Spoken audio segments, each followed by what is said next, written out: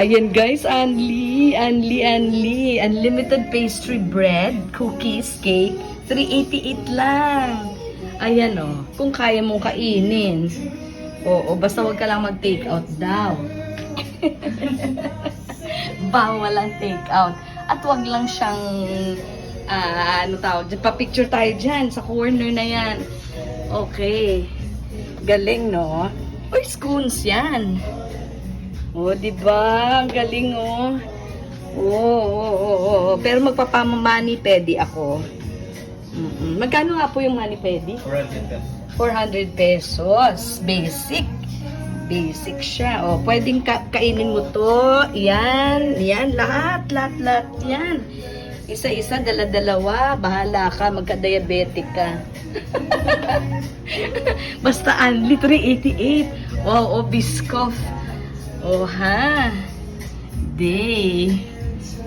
Black sesame. Sesame. Ayan, tsaka pwede pang magpa-picture. Oo, doon. Way with the bear. Tingnan mo naman, oh. Okay. Tapos, ito po yung place nila.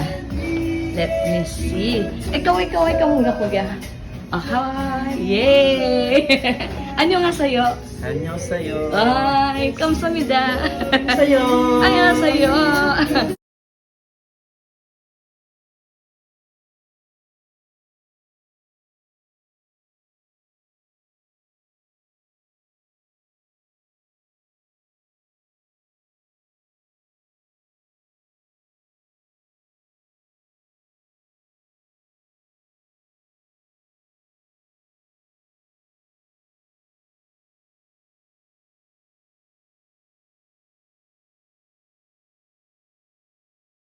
Ayan, oh, para kang prinsesa.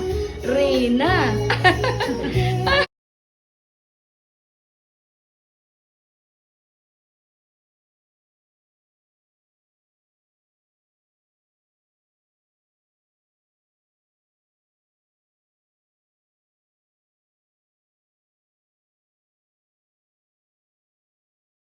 Valentine's promo. Ayan, may hair.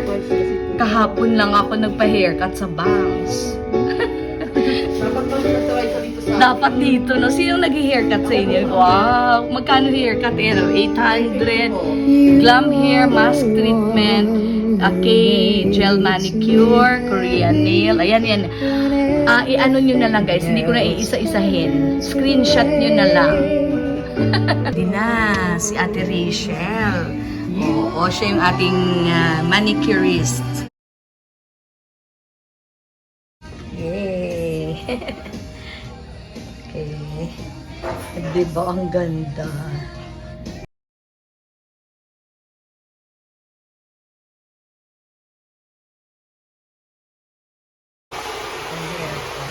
Ayan. Tapos na po. Tapos na.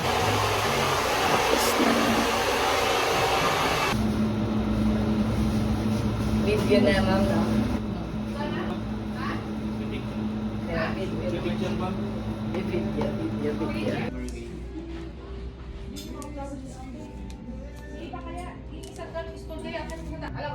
Diba? Yan, oh. Yan, oh.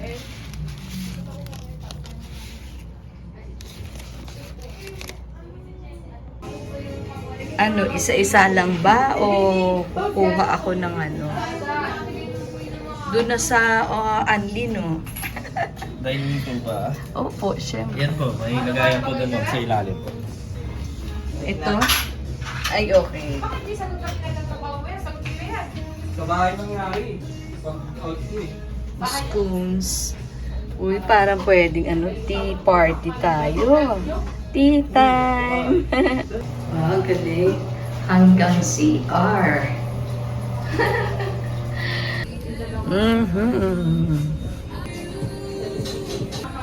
Cute, oh.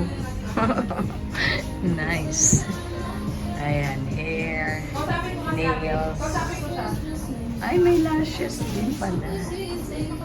Ayun, oh. Ay, okay. Magkano naman po sa lashes?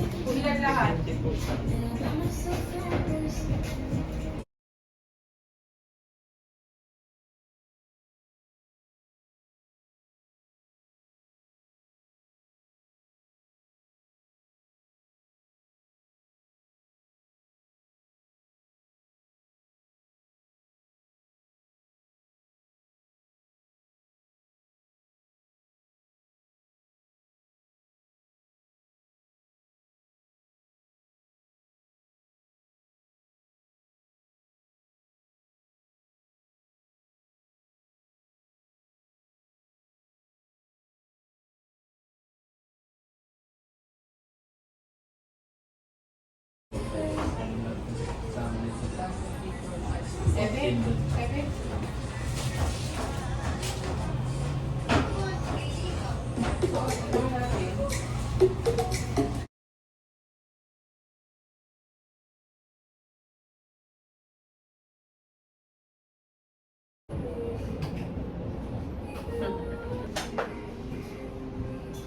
Like all Filipino businesses, meron pong Santo Niño.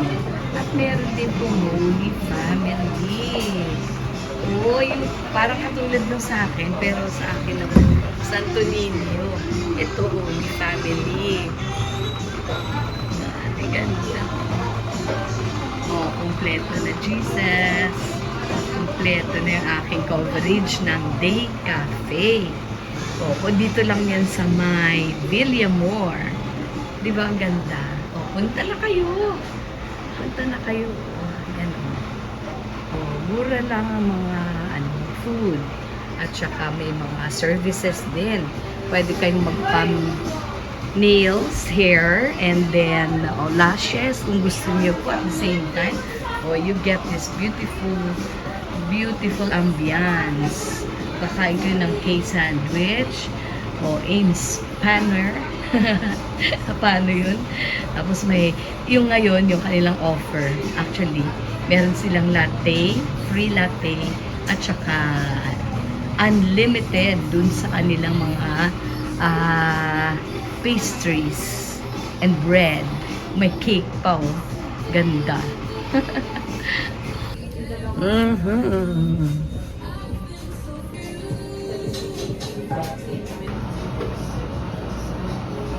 Parang gusto ko yan. That's for gut healing. I chose a yogurt kasi that is good for gut healing. Tapos ito, may sauce pa siya. O, diba? Oh, it's a healthy plate, hopefully. Kailangan pala dun sa leaky gut microbiome, kailangan pala talaga ng diverse na food na kailangan ulit yung iyong mga microbes o bumalik kasi mga good bacteria, we need that, kailangan natin yan. Kaya kailangan yung mga Yakult, Shirota strain, and of course yogurt is one of them. Tapos imbes na iinom ako na maraming tea. At saka, dapat variety para ma-inhabit ulit yung ating gut ng mga good bacteria. Kasi yun po ang nawala. Pag ikaw po ay sobrahan sa mga antibiotics. Oo, so kaya yun. So, trying to create again your healthy gut. Enjoy your meal and happy Valentine's! Oh, diba? Ang ganda.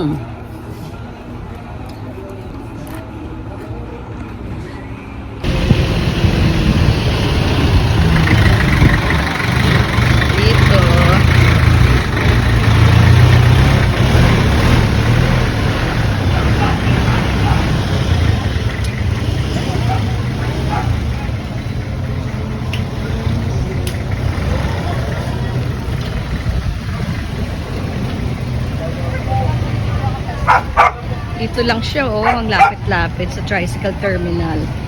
Yan, ang tricycle terminal. Ayan na, agad-agad, yung Day Cafe. Beauty Cafe. Day Beauty Cafe. Yay!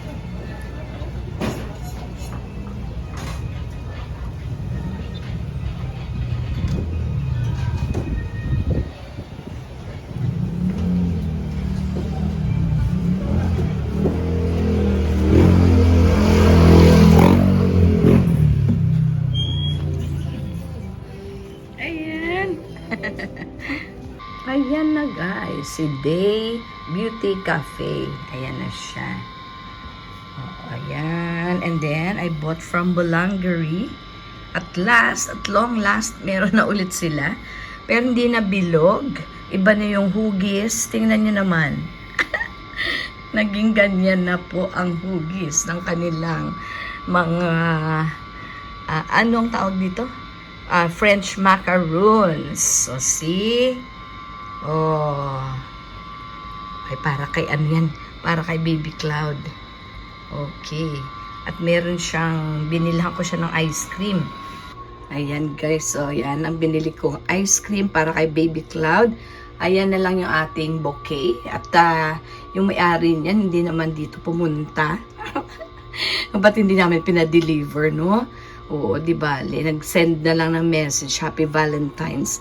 At ito para kay Baby Cloud. Tingnan nyo naman, swirls na yan. O, naging dalawa. Dahil binigyan ulit tayo ni Laikeniel. Binigyan ulit tayo ni Laikeniel ng isa pa.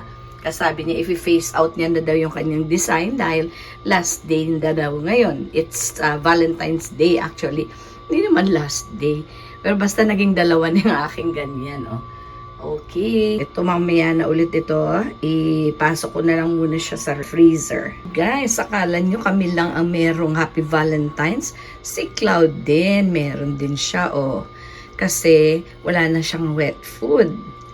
Kunin ko yung kanyang lalagyan. Timing siya eh. Ayan. Tingnan nyo. Wala na. Ubus na talaga. Kaya timing si Cloud. Cloud Cat. Timing siya. Oh. So, binilhan natin siya ng isang wet food. 1,040 yata ang price. Grabe, dati 900 lang to eh. O ngayon 1,040 plus na. Tapos, bentonite. Kasi ubos na. Medyo manipis na yung kanyang bentonite. Yung sand, litter sand. Yon. And nagustuhan niyo po yung coco jam. Ako po nagustuhan ko siya talaga. Kaya bumili ako ulit ng isa pa na maliit lang, ganyan. And we bought this additional triple berry jam. All natural, sabi nga po. So, the triple berry, so ibig sabihin strawberry, blueberries, and ano pa yung isang berry, basta berry. And ito, strawberry nga, jam. All natural din po. So, we did not buy yung parang chefs.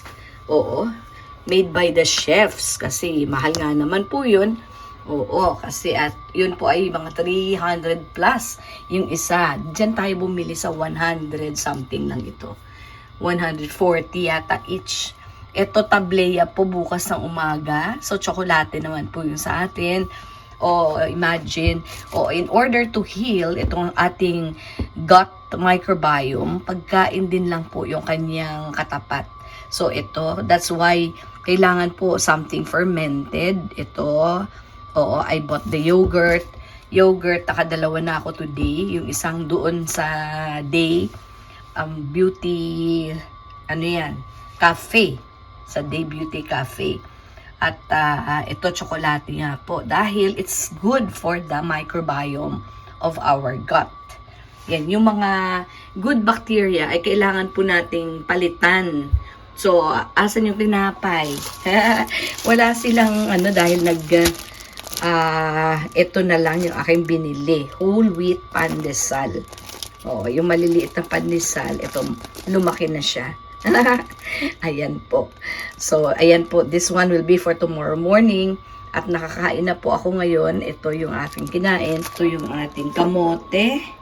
Importante ang kamote dahil it's good for digestion. Hindi naman dahil fiber siya, but it's because maganda ang kamote talaga.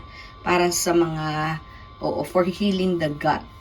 Nakakabusog siya, pero hindi siya katulad ng mga sugar, saturated sugar, hindi po. And then, we brought home hindi ko naman po naubos yung isang malaking plato na yun, no? Kala niyo naubos ko. Hindi, tinake out ko po yung iba nun. Ayun na. Ayan guys, isa pa. This one is really fermented kasi ito po ay kimchi. This is good for our gut microbiome, healing. This is good for the healing of our gut microbiome. So, kimchi or any fermented food. Ito, supposed to be Yakult, no? Pero, kasi I bought from the Korean store. That's why yan po ang brand nila. O, no? Yung lalagyan niya, katulad din po ng Yakult. So, yan na muna yung aking kakainin. O, for now, yung mga saturated fats and then saturated na sugar, hindi ko na muna kakainin. Except for yung sa mga jam po na ganyan. No, kasi meron naman po tayong lalagyan na bread. Ang bread ko, pandesal na lang muna. Wala na yung mga, na mga pastries. O katulad po doon kanina sa Beauty Cafe. No? So, wala na munang ganun. Yun, para po talaga kay Baby Cloud yung ating biniling, French macaroons. Okay. Yung tablea, that will be for our morning breakfast. So, iwasan ko din po muna yung caffeine as much as possible. Wala munang kape-kape kaya tsokolate. Yan, that's good for the healing of our gut microbiome. So, it's actually reversible. Ito pong condition ko ng skin. And I will experiment on myself. Kasi kung gagaling po ako, ganito yung condition ko ngayon, kung gagaling po ako, yung ibang mga tao dyan na may sakit din, katulad nito. At saka yung mga autoimmune na mga sickness na yan, mga psoriasis, at saka basta any skin condition. Ano lang yan actually?